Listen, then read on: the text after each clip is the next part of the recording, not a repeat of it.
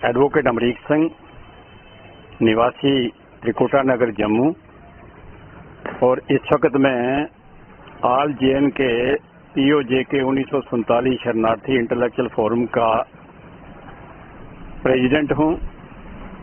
साथियों, जो people forum की तरफ से 8 मई को 1947 के जो हमारे शहीद जिन्होंने कुर्बानियां देकर हमारे कश्मीर को बचाया है,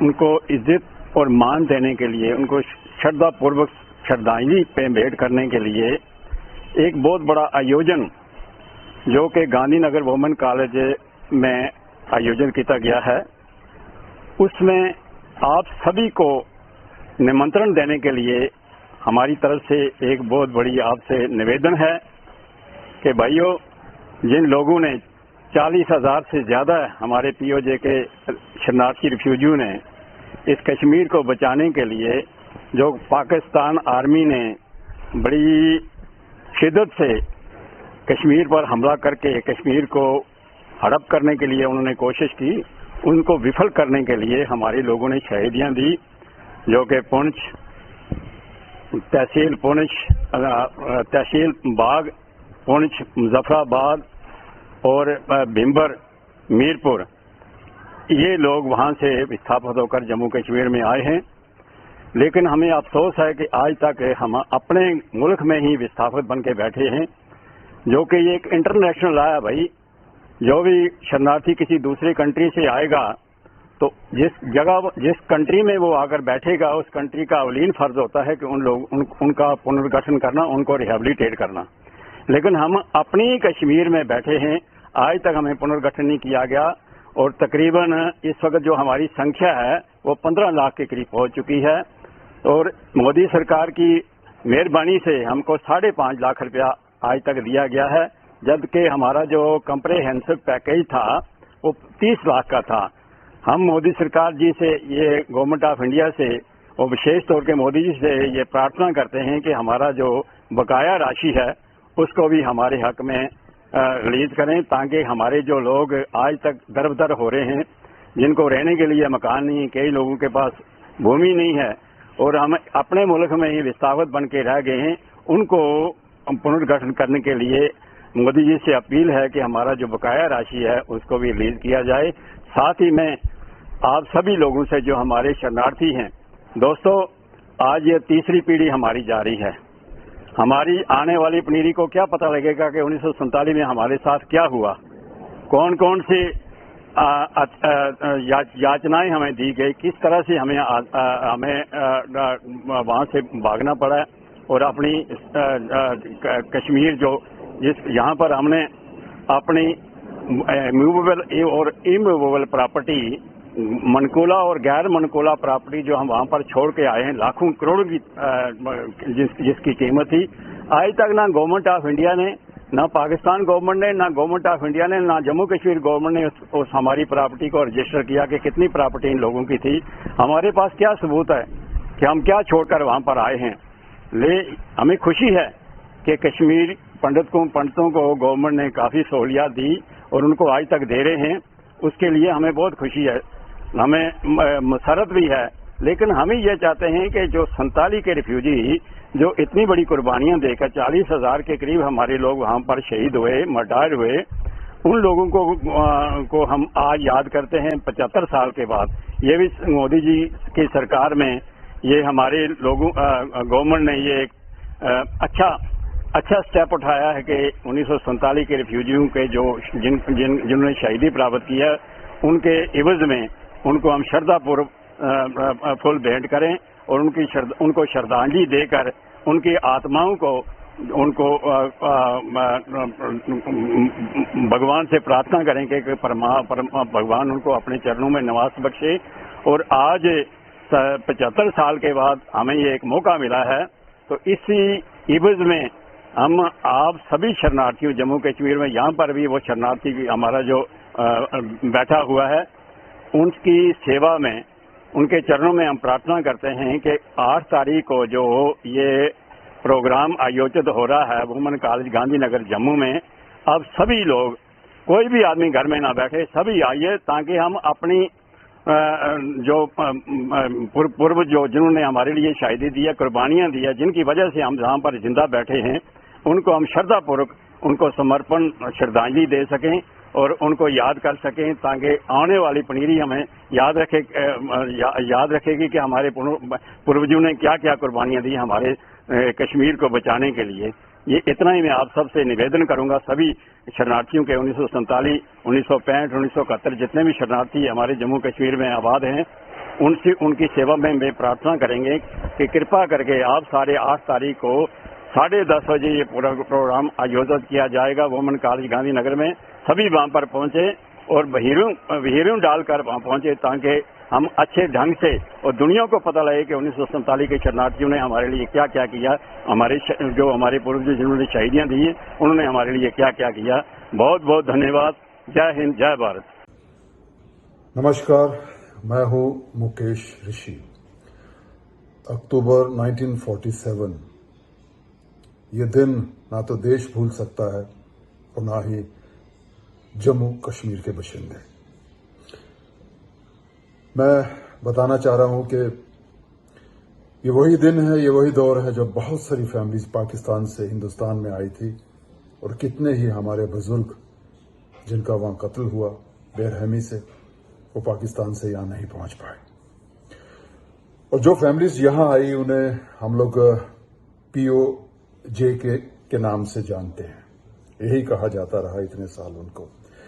फिर उसके बाद 1965-71 की वॉर में भी बहुत से फैमिलीज जो हैं छम से भी बेघर होके जम्मू कश्मीर में पहुंची थी, उनके साथ भी वही हुआ जो 1947 में हुआ था। जम्मू कश्मीर पीपल्स फोरम ने एक बहुत बड़ा सभा आयोजित की है जिसमें हम उनको श्रद्धांजलि देंगे जो बुजुर्ग हमारे साथ नहीं आ पाए, जो वापस यहां नहीं पहुंच पाए हिंदुस्तान में, और हमारे बहुत से देवस्थान जो वहां रह गए, वो हम उन्हें वापस कभी दोबारा देख नहीं सके। Arun Gupta, president chamber of commerce and industry.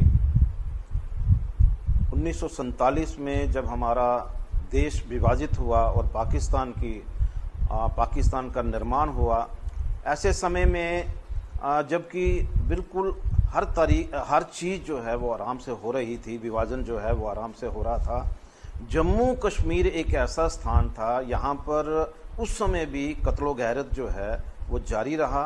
कुछ कबायली आकर के उन लोगों ने हमारे जम्मू कश्मीर में एंट्री करके और किस तरह से हमारे लोगों को कत्लो आम किया, ये सब जानते हैं। और मैं ये चाहता हूँ कि उन लोगों को याद करते हुए हम लोग जो हैं, जो हमेशा एक परंपरा रही है कि हम अपने शहीदों को याद करते हैं, उनके लिए हम श्रद्धांजलि सभा जो है वो रखते हैं। और इसी तरह जो उस समय जिन लोगों ने सिर्फ और सिर्फ जम्मू कश्मीर में आने के लिए, हिंदुस्तान में आने के लिए कि भाई हम लोग जो हैं जम्मू कश्मीर जहाँ भारत का अभिन्न अंग बनना चाहते हैं, और जो उस समय पाकिस्तान के वहाँ पर आतंकवादी थे, उन लोगों ने जिस तरह से कत्लो गैरत किया, बहुत सारे लोगों को उनका कत्ल किया गया और उन लोगों को विस्थापित किया गया। और स्पेशली मैं ये कहूँगा जिस तरह से शंब और ये जो एरिया हैं वहाँ से लोग जो हैं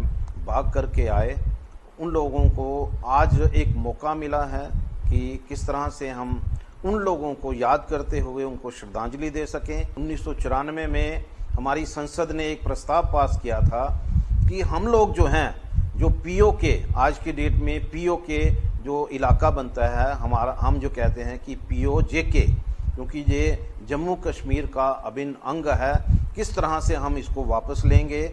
और उसी बात के लिए एक सभा बुलाई गई है 8 मई सुबह 10:30 बजे गांधीनगर जो कॉलेज है, विमेन कॉलेज है, वहाँ पर बुलाई गई है। मैं जम्मू वासियों को मैं अपील करना चाहता हूँ अपनी तरफ से कि ज़्यादा से ज़्यादा लोग यहाँ पर आकर के और उन लोगों को श्रद्धांजलि भी दें। POK का जो इलाका है, जो कबायलियों ने यहाँ पर आक्रमण करके हमसे छीना हुआ है, और वहाँ के लोग जो हैं वो जम्मू कश्मीर में आना चाहते हैं, जब जम्मू कश्मीर का अभिन्न अंग बनना चाहते हैं, तो उस इलाके को हम वापस ले सकें। इसी के लिए हम लोग जो है वो सभा में जाएं और अपनी श्रद्धांजलि दें। भारत पाक युद्ध जब 1962 में हुआ, देश के प्रधानमंत्री पंडित जवाहरलाल नेहरू थे। खचाखच स्टेडियम भरा हुआ था, कोकिला। लता जी ने वहाँ पर एक देश प्रेम की बात कही थी, मेरे वतन के लोगों जरा आंख में भर लो पानी, जो शहीद हुए उनकी याद करो कुर्बानी।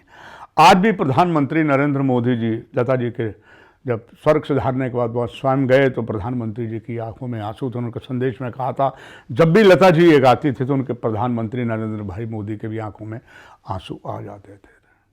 आइए, जम्मू में जो नया इतिहास बनने 8 मई को जा रहा है, खास करके अब जिसे गुलाम कश्मीर, पाक अधिकृत कश्मीर कहते हैं, ना जाने ऐसी कितनी ही दास्तानें हैं वो आज तक सामने नहीं आई, मगर अब एक पूरे संघ परिवार के संगठनों ने एक आयाम किया है देश को बताने के लिए कि 1947 के इस करलू कार्य में क्योंकि अन्याय में कितने हिंदू विस्थापित नर नारियों की जो है बेइज्जती हुई, कत्लेआम हुआ, और उसमें एक ऐसी शख्सियत हैं जो 8 मई के कार्यक्रम को सफल बनाने के लिए अपना लंबे जीवन के कई बसंत as a chief engineer Punjab में PSC के मेंबर भी रहे हैं, चीफ इंजीनियर श्री रमेश गुप्ता जी।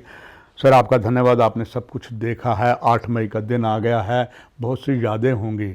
आपका संदेश और उन यादों के दुखद पन्नों में से आपने बहुत सी किताबें भी लिखी है और आप रिटायर्ड चीफ इंजीनियर हुए हैं। सर, दर्शकों के लिए कोटली में जहाँ से मैं विस्थापित हुआ, जहाँ से उजड़ के आया,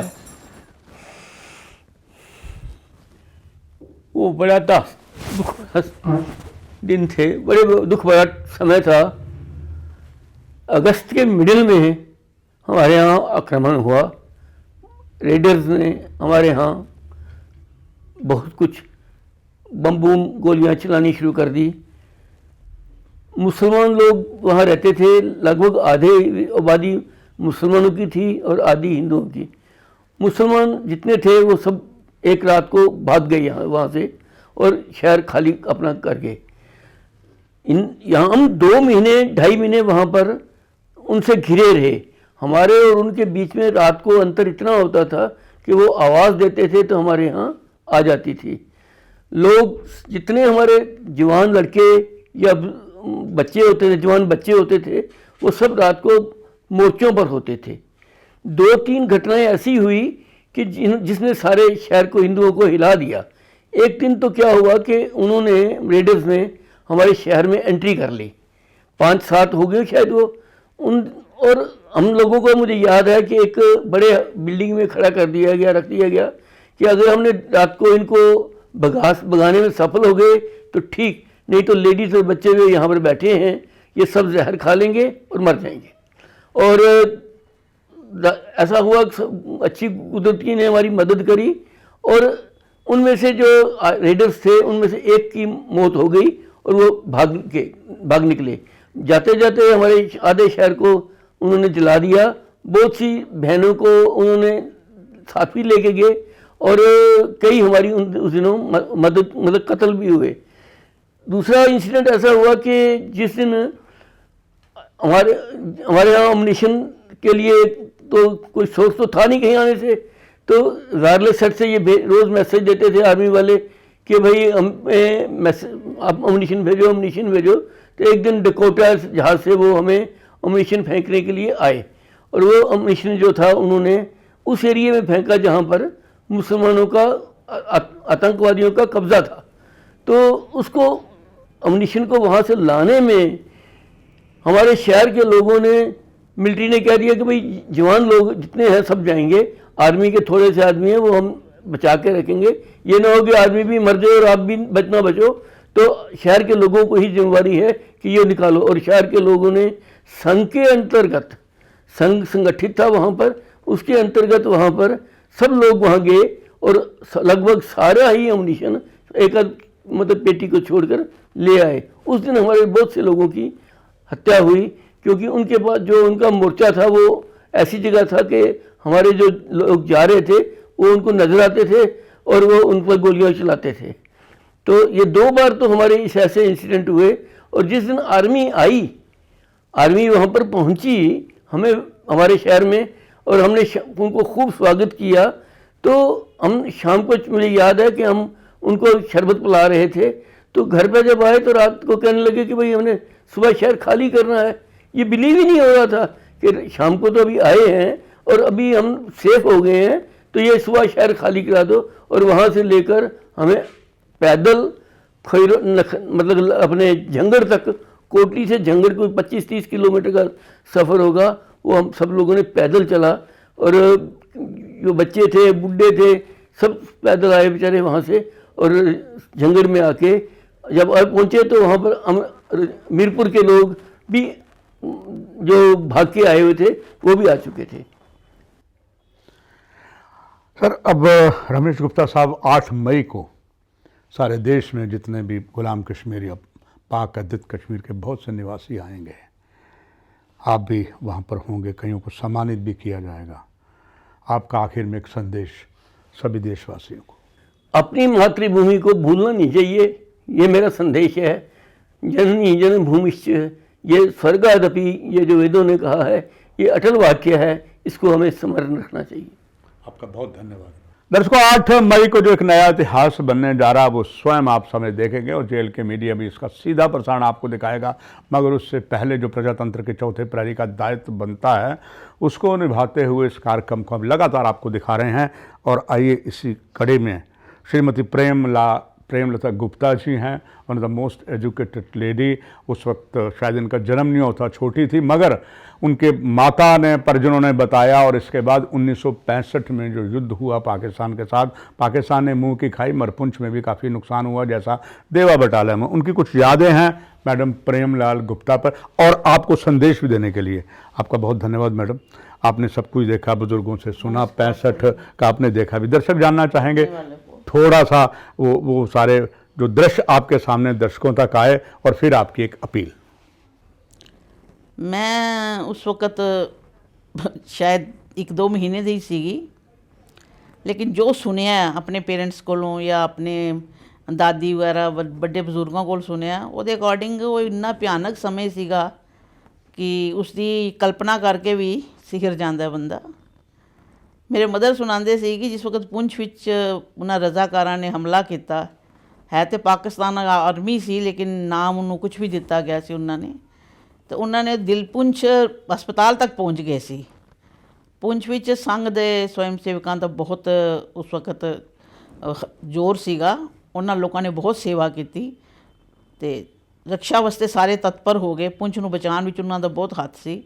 ਉਹਨਾਂ ਲੋਕਾਂ ਨੇ ਕਿਹਾ ਕਿ ਜਦ ਤੱਕ ਅਸੀਂ ਜ਼ਿੰਦਾ ਹਾਂ ਤਦ ਤੱਕ ਤੇ ਤੁਸੀਂ ਭੈਣਾਂ ਸਾਰੀਆਂ ਇੱਕ ਜਗ੍ਹਾ ਹਾਲ 'ਚ ਇਕੱਠੀਆਂ ਕਰਤੀਆਂ ਉਹਨਾਂ ਨੇ ਕਿਹਾ ਤਦ ਤੱਕ ਤੇ ਠੀਕ ਹੈ, ਲੇਕਿਨ ਜਿਸ ਵਕਤ ਦੇਖੋ ਕਿ ਅਸੀਂ ਲੜਦੇ ਲੜਦੇ ਸ਼ਹੀਦ ਹੋ ਗਏ ਹਾਂ ਤਾਂ ਤੁਸੀਂ ਕੋਈ ਵੀ ਭੈਣ ਉਹਨਾਂ ਦੇ ਹੱਥਾਂ 'ਚ ਨਾ ਜਾਏ। ਇਸ ਵਿੱਚ ਸਾਰਿਆਂ ਨੂੰ ਉਹਨਾਂ ਨੇ ਜ਼ਹਿਰ ਦੀਆਂ ਪੁੜੀਆਂ ਬਣਾਤੀਆਂ ਦੇ ਸਾਰਿਆਂ ਨੂੰ ਕਿ ਤੁਸੀਂ ਜ਼ਹਿਰ ਖਾ ਕੇ ਮਰ ਜਾਣਾ, ਬੱਚਿਆਂ ਨੂੰ ਵੀ ਖਿਲਾ ਦੇਣਾ ਔਰ ਖੁਦ ਵੀ ਖਾ ਲੈਣਾ, ਉਹਨਾਂ ਆਤਤਾਈਆਂ ਦੇ ਹੱਥਾਂ ਵਿੱਚ ਨਹੀਂ ਜਾਣਾ, ਕਿਉਂਕਿ ਜੋ ਦੁਰਗਤ ਔਰ ਜੋ ਬੁਰੀ ਹਾਲਤ ਉਹ ਕਰਦੇ ਨੇ ਉਹਨਾਂ ਦੇ ਅੰਦਰ ਮਾਨਵਤਾ ਹੈ ਨਹੀਂ ਬਿਲਕੁਲ ਵੀ। ਔਰ ਅਮਾਨਵੀ ਵਿਵਹਾਰ ਉਹਨਾਂ ਦਾ ਜਿਹੜਾ ਹੈਗਾ ਉਸ ਤੋਂ ਬਚਣੇ ਵਾਸਤੇ ਤੁਸੀਂ ਆਪਣੀ ਇੱਜ਼ਤ ਬਚਾ ਕੇ ਆਪਣੇ ਜ਼ਹਿਰ ਖਾ ਕੇ ਮਰ ਜਾਣਾ। ਉਸ ਵਕਤ ਐਸੀ ਹਾਲਤ ਹੋ ਗਈ ਸੀ ਕਿ ਜ਼ਹਿਰ ਦੀ ਵੀ ਕਮੀ ਹੋ ਗਈ ਸੀ ਔਰ ਲੋਕੀ ਜਿਹੜੇ ਸਨ ਇੱਕ ਦੂਸਰੇ ਕੋਲ ਕਹਿੰਦੇ ਸੀ ਮੈਂ ਪਹਿਲਾਂ ਜ਼ਹਿਰ ਖਾਵਾਂਗਾ, ਮੈਂ ਪਹਿਲਾਂ ਜ਼ਹਿਰ ਖਾਵਾਂਗਾ, ਲੇਕਿਨ ਈਸ਼ਵਰ ਦੀ ਕਿਰਪਾ ਹੋਈ ਕਿ ਪੁੰਛ 'ਚ ਆਰਮੀ ਆ ਗਈ ਔਰ ਵਾਤਾਵਰਨ ਠੀਕ ਹੋ ਗਿਆ, ਕਿਸੇ ਨੂੰ ਉਸ ਨੌਬਤ ਨਹੀਂ ਆਈ, ਜ਼ਹਿਰ ਖਾਣ ਦੀ ਨੌਬਤ ਨਹੀਂ ਆਈ। ਲੇਕਿਨ ਜੋ ਕੁਝ ਹੋਇਆ ਹੈ ਉਹ ਬਹੁਤ ਭਿਆਨਕ ਸੀਗਾ। ਜਗ੍ਹਾ ਜਗ੍ਹਾ ਅੱਗਾਂ ਲਗਾਤੀਆਂ, ਗਰਾਂ ਸਾਰੇ ਸਾੜਤੇ ਉਹਨਾਂ ਨੇ। ਇਸ ਪ੍ਰਕਾਰ ਸਾਰਾ ਵਾਤਾਵਰਨ ਜਿਹੜਾ ਸੀ ਉਹ ਬਹੁਤ ਖਰਾਬ ਹੋ ਗਿਆ ਸੀ ਔਰ ਸਾਰੇ ਲੋਕਾਂ ਨੂੰ ਪੁੰਛ ਤੋਂ ਵੀ ਭੱਜ ਕੇ ਫਿਰ ਬਾਅਦ ਵਿੱਚ ਬਾਈ ਏਅਰ ਲਿਫਟ ਕਰਕੇ ਦਿੱਲੀ ਪਹੁੰਚਾਇਆ ਗਿਆ। ਸਾਡੇ ਪੇਰੈਂਟਸ ਵਗੈਰਾ ਸਾਰੇ ਦਿੱਲੀ ਆ ਗਏ। ਜੈਂਟਸ ਨੂੰ ਸਾਰਿਆਂ ਨੂੰ ਉੱਥੇ ਰਹਿਣ ਦਿੱਤਾ ਉਹਨਾਂ ਨੇ ਔਰ ਲੇਡੀਜ਼ ਔਰ ਬੱਚਿਆਂ ਨੂੰ ਪੁੰਛ ਤੋਂ ਬਾਈ ਏਅਰ ਜੰਮੂ ਔਰ ਦਿੱਲੀ ਵਗੈਰਾ 'ਚ ਪਹੁੰਚਾਇਆ ਗਿਆ ਸੀ। ਮੈਡਮ ਪ੍ਰੇਮਲਤਾ ਗੁਪਤਾ ਜੀ, ਬਸ 8 ਮਈ ਨੂੰ ਇੱਕ ਨਵਾਂ ਜਿਹੜਾ ਇਤਿਹਾਸ ਬਣਨ ਜਾ ਰਿਹਾ, ਉਹਦੇ ਵਾਸਤੇ ਤੁਹਾਡੀ ਅਪੀਲ ਸਾਰੇ ਦਰਸ਼ਕਾਂ ਨੂੰ। ਮੈਂ ਇੱਕ ਹੋਰ ਗੱਲ ਕਰਨਾ ਚਾਹੁੰਦੀ ਹਾਂ ਕਿ 1965 ਵਿੱਚ ਵੀ ਜਿਹੜਾ ਵਾਤਾਵਰਨ ਬਣਿਆ ਸੀ ਦੇਸ਼ ਵਿੱਚ, ਮੈਂ ਪੁੰਛ ਸੀ ਉਸ ਵਕਤ ਕਾਲਜ ਵਿੱਚ ਪੜ੍ਹਦੀ ਸੀ, ਉਸ ਵਕਤ ਵੀ ਸਾਨੂੰ ਲੇਡੀਜ਼ ਔਰ ਬੱਚਿਆਂ ਨੂੰ ਡੀਸੀ ਸਾਹਿਬ ਦੇ ਆਰਡਰ ਨਾਲ ਕਿਹਾ ਗਿਆ ਸੀ ਕਿ ਸ਼ਹਿਰ 'ਚੋਂ ਬੱਚਿਆਂ ਔਰ ਲੇਡੀਜ਼ ਨੂੰ ਕੱਢ ਦਿੱਤਾ ਜਾਏ, ਕਿਉਂਕਿ ਹਾਲਾਤ ਬਹੁਤ ਖਰਾਬ ਸੀਗੇ, ਕੋਈ ਪਤਾ ਨਹੀਂ ਸੀ ਕਿ ਕਿਸ ਵਕਤ ਕੁਝ ਵੀ ਹੋ ਜਾਏ। ਤੇ ਮੇਰੇ ਫਾਦਰ ਸੀ, ਉਹਨਾਂ ਨੇ ਮੈਨੂੰ ਵੀ ਭੇਜਤਾ ਉੱਥੇ ਪੁੰਛ। ਮੈਂ ਵੀ ਦਿੱਲੀ ਚਲੀ ਗਈ। ਲੇਕਿਨ ਮੈਂ ਜਦ ਦਿੱਲੀ ਗਈ ਤੇ ਮੇਰੇ ਮਾਤਾ ਜੀ ਸੀ, ਇੱਕ ਮੇਰੇ ਮਦਰ ਦੇ ਵੱਡੇ ਸਿਸਟਰ ਸੀ, ਉਹਨਾਂ ਨੇ ਸੰਨਿਆਸ ਲਿੱਤਾ ਹੋਇਆ ਸੀ। ਤਾਂ ਉਹ ਮਾਤਾ ਜੀ ਕਹਿਣ ਲੱਗੇ ਕਿ ਲਤਾ ਹੁਣ ਤੂੰ ਵਾਪਸ ਨਹੀਂ ਜਾਣਾ, ਕਿਉਂਕਿ ਮੈਂ ਤੈਨੂੰ ਉੱਥੇ ਜਾਣ ਨਹੀਂ ਦੇਣਾ, ਤੂੰ ਇੱਥੇ ਹੀ ਪੜ੍ਹਨਾ, ਇੱਥੇ ਦਿੱਲੀ ਐਡਮਿਸ਼ਨ ਲੈ ਲੈ ਔਰ ਤੂੰ ਪੁੰਛ ਵਾਪਸ ਨਹੀਂ ਜਾਣਾ, ਕਿਉਂਕਿ ਉੱਥੇ ਦੇ ਹਾਲਾਤ ਇਤਨੇ ਖਰਾਬ ਹੈ ਕਿ ਮੈਂ ਉਸ ਅਲੋ ਨਹੀਂ ਕਰ ਸਕਦੀ, ਕਿਉਂਕਿ ਉਹਨਾਂ ਨੇ ਰਿਫਿਊਜੀਆਂ 'ਚ ਬਹੁਤ ਕੰਮ ਕੀਤਾ ਹੋਇਆ ਸੀ ਔਰ ਉਹਨਾਂ ਨੂੰ ਪਤਾ ਸੀਗਾ ਕਿ ਕਿੰਨੀ ਬੁਰੀ ਹਾਲਤ ਹੋਈ ਹੈ। ਲਾਹੌਰ ਦੇ ਰਿਫਿਊਜੀ ਵਗੈਰਾ ਸਾਰਿਆਂ ਨੇ ਕਿੰਨੀ ਬੁਰੀ ਹਾਲਤ ਹੋਈ ਹੈ। ਮਤਲਬ ਇਤਨੀ ਤਰਾਸਦੀ ਸੀ, ਜਿਹੜੀ ਤਰਾਸਦੀ ਸੀ ਅੱਜ ਤੱਕ ਝੇਲ ਰਹੇ ਹਾਂ। 47 ਤੋਂ ਲੈ ਕੇ ਹੁਣ ਤੱਕ ਉਹ ਤਰਾਸਦੀ ਖਤਮ ਨਹੀਂ ਹੋਈ। 75 ਸਾਲਾਂ ਦੇ ਬਾਅਦ ਵੀ ਜਗ੍ਹਾ ਜਗ੍ਹਾ ਸਾਨੂੰ ਉਹੋ ਜਿਹੀ ਹਾਲਾਤਾਂ ਹਾਲੇ ਵੀ ਮਿਲ ਰਹੀਆਂ। ਕਦੇ ਬੰਗਾਲ ਵਿੱਚ ਹੋ ਰਿਹਾ, ਕਦੇ ਦਿੱਲੀ 'ਚ ਹੋ ਰਿਹਾ, ਕਦੇ ਯੂਪੀ 'ਚ ਹੋ ਰਿਹਾ, ਕਦੇ ਕਿਧਰੇ ਹੀ ਰਾਜਸਥਾਨ 'ਚ ਹੋ ਰਿਹਾ। ਅਸੀਂ ਸਭ ਜਗ੍ਹਾ ਦੇਖਦੇ ਹਾਂ ਉਹੋ ਜਿਹੀ ਹਾਲਾਤ ਹਨ।